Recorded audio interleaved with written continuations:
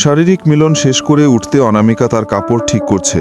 সোহান বিছানা থেকে উঠে অনামিকার সাথে ঠোঁটের ব্যায়াম করতে চাইতে অনামিকা বলল, এতক্ষণ করেছ, হয়নি, আমার তাড়াতাড়ি যেতে হবে, তা না হলে শাশুড়ি সন্দেহ করবে। সোহান শার্টের বুতাম মারতে মারতে হাসি দিয়ে বলল, আর একবারও হয়ে যাক না যান, তুমি এমন একটা চিজ যা একবার খেলে 1200 খেতে ইচ্ছে করে। অনামিকা বলল, বোঝার চেষ্টা করো, সব কিছুর একটা লিমিট থাকে, তাছাড়া আমি আর ঘরের বউ, আমার কৈফিয়ত দিতে হয়। এই বলে খাট থেকে উঠে যায়। আমি যে সময় চাই সে সময় আসবে সোনা, কি করে আসবে সেটা তুমি জানো। অনামিকা বলল, ওকে বাবা, এবার ছাড়ো, আজকের মতো যাই, পরেরটা পরে দেখা যাবে। সোহম ছেড়ে দেয় আর অনামিকা যাচ্ছি বলে বের হয়ে যায়। অনামিকা বাসায় এসে তার রুমের কাপড় গোছাচ্ছে, আর এমন সময় তার শাশুড়ি দোলা এসে মোবাইলটি সামনে রেখে বলল, এসব কি? তুমি কি মনে করেছো আমি এসবের কিছু খবর রাখি না? অনামিকা মোবাইলে খেয়াল করে দেখল সোহানা আর তার রোমান্টিক টিকটক ভিডিও। অনামিকা একটু অবাক হয়ে বলল, আসলে ব্যাপারটা হলো, আমার একজন কলেজ লাইফের বন্ধু দেখা হলো, তাই দুষ্টামি করে ভিডিও বানালাম। চাষি বলল, আমি কোনো অজুহাত শুনতে চাই না, তুমি জেনে রেখো, আমি কিন্তু এটা আপাতত নিজের ভেতরে রাখলাম, তবে আজ থেকে তুমি বাড়ি থেকে বের হতে পারবে না আমাকে ছাড়া। অনামিকা বলল, এ কেমন কথা? আমার যখন ইচ্ছা আমি বের হব, আমার স্বাধীনতা কেড়ে নিতে পারেন না। তুমি যদি আমার অনুমতি ছাড়া বের হও, তাহলে কিন্তু আমি তোমার বাপের বাড়িতে কল দিতে বাধ্য। তারা এসব শুনলে নির্ঘাত আত্মহত্যা করবে, না হয় তোমার সাথে সম্পর্ক ছিন্ন করবে। বাড়াবাড়ি করবেন না, সবসময় আমার কথা মতো চলতে চেষ্টা করবে। এই বলে বের হয়ে গেল। অনামিকার মাথার ভিতরে চিন্তা এসে ভর করে, শাশুড়ি কিভাবে ভিডিও পেল? সে আরও ভাবছে, শোভানের সাথে দেখা না হলে শারীরিক সুখ নেবে কি করে। তারপর সে আবার কাজে মন দেয়। রাতে অনামিকার শাশুড়ি বিছানায় ঘুমালে তার কোনো রকম ঘুম আসে না। মোবাইলটি বের করে অনামিকার টিকটক ভিডিওটা দেখে আরও কেমন যেন অদ্ভুত ফিল করে নিজের ভেতরে। এই বয়সে এসেও তার যৌবন যেন লাগামহীন ঘোড়ার মতো ছুটছে। সে নিজের ছোটে নিজে কামড়াচ্ছে, তার চোখ বন্ধ করে ফিল নিচ্ছে। হঠাৎ চোখ খুলে তাড়াতাড়ি খাট থেকে নেমে রুম থেকে বের হয়ে যায়। শাশুড়ি দোলা চুপি চুপি অনামিকার রুমে ঝুঁকে। অনামিকা গভীর ঘুমে আচ্ছন্ন।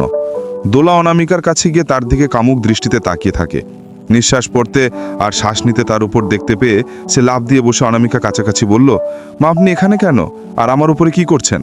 শাশুড়ি আমতা আমতা করে বলল, না মানে বৌমা, আমার আজ হঠাৎ খুব ভয় লাগছে, তাই তোমার রুমে চলে আসলাম। অনামিকা বলল, হয়তোবা যে কোনো স্বপ্ন দেখেছেন আপনি, বরং আজ এখানে আমার সাথেই থেকে যান। শাশুড়ি বলল, ঠিক আছে মা। তারপর দুজনেই শুয়ে পড়ে আর শাশুড়ি অনামিকার গায়ে একটা হাত তুলে দিয়ে একটা জয়ের হাসি দেয়। অনামিকার শ্বশুরবাড়ির সামনে এসে হাজির হয় সোহান। সে কলিং বেল চাপ দেয় আর দরজা খুলে দেয় তার শাশুড়ি দোলা। দোলা সোহানকে দেখে বলল, তুমি হঠাৎ বাড়িতে চলে আসলে কেন? তোমার যা দরকার আমি তোমাকে পাঠাচ্ছি। সোহান বলল, আমার তো অনামিকাকে চাই, সে কল ধরছে না, দেখেই তো এখানে আসা। দোলা বলল, আমি বারণ করে দিয়েছি আপাতত বাইরে না যাওয়ার জন্য, কারণ আমি আমার এখনো আদায় করতে পারছি না। সোহান বলল, এত কিছু বুঝি না, তুমি জানো যে ওর ছোঁয়া না পেলে আমি ঠিক থাকতে পারি না, তাকে না পেলে কিন্তু তোমাকে। এই বলে একটা হাসি দিয়ে আবার বলল, ওহো, মার তোমার পুরুষের প্রতি ইন্টারেস্ট নেই, তবে এই বয়সে তুমি বেশ কচি। দোলা বলল, বেশি কথা না বলে চলে যাও, আমি কয়েকদিন পরই মাকে বাইরে যেতে দেব, তখন তো দেখা করতে পারবে, এখন যাও। শোন বলল, মনে থাকে জানো। এই বলে হাসতে হাসতে চলে গেল। দোলা ভেতরে চলে গেল। রাতে দোলা সোফায় বসে আছে আর এমন সময় অনামিকা এসে বলল, আমি বাইরে যাব, আমার জরুরি কাজ আছে। বলল, তা তো হবে না, তুমি কি জন্য যাচ্ছ, কোথায় যাচ্ছ সব আমি জানি, সুতরাং কোনো বাইরে যাওয়া হবে না, যদি যাও তাহলে কিন্তু আমি তোমার বাপের বাড়িতে খবর পাঠাবো। অনামিকা বলল, আপনি যা মনে করেছেন এরকম কিছু না, আমি শুধু শপিং মলে যাব কিছু কিনতে। শপিংটা কিছু হারবে পর্যন্ত, তুমি কি মনে করছো আমি কিছুই জানি না? অনামিকা বলল, জানেন যখন বাধা দিচ্ছেন কেন? আপনার পরিবারে আছি, বাবা মায়ের মুখ দেখে এখানে আমি কোনো চোট পাচ্ছি না। একটা নারীর শারীরিক শক্তি হচ্ছে আসল সুখ। দোলা বলল, হুঁ, ঠিক বলেছ, তাহলে আমি যে অসুখী তার কোনো খোঁজ রেখেছো তুমি? সেই সুখ তো আমারও পেতে ইচ্ছে করে। অনামিকা অবাক হয়ে বলল, মানে কি বলছেন আপনি? দোলা বলল, ঠিকই বলছি, তুমি যার কাছে সুখ দিতে যাও সেরকম সুখ আমিও বাইরে নিতে পারি, কিন্তু আমি তো পুরুষ মানুষের মাঝে সুখ পাই না, আমার সুখ তো না নিতে। অনামিকা বলল, আপনি কী সব বলছেন, সব তো মাথার উপর দিয়ে যাচ্ছে। দোলা বলল, আমি তোমার আদর নিতে চাই বৌমা, আমি তোমাকে আদর করতে চাই, তুমি পারো আমাকে যৌবনের সুখ দিতে? সেটা কেমন করে? দোলা বলল, আমি সমকামী, মানে লেসবিয়ান, তুমি যদি আমাকে সুযোগ দাও তাহলে আমি তোমাকে তোমার প্রেমিকের কাছে যেতে দেব।